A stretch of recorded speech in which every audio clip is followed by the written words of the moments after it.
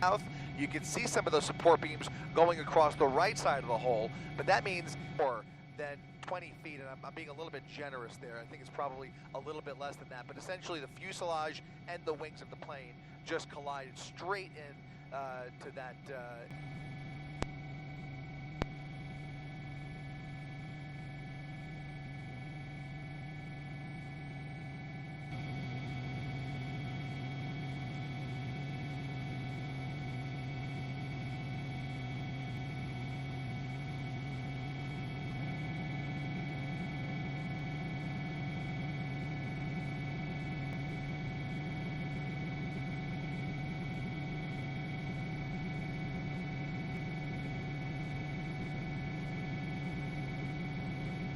to get water on this fire. They have made access to the plane crash, and now again trying to extract as many people as possible and get this fire out. We counted at least here right on the approach path, no more than a couple of football fields away from the runway, right there in the center of your screening lines through there to ventilate this fire. There are firefighters inside of there as well, trying to reach as many patients through the haze. A pretty thick layer of black smoke emanating from the building, producing that lighter smoke just under the rooftop there. So they have a lot to work with under.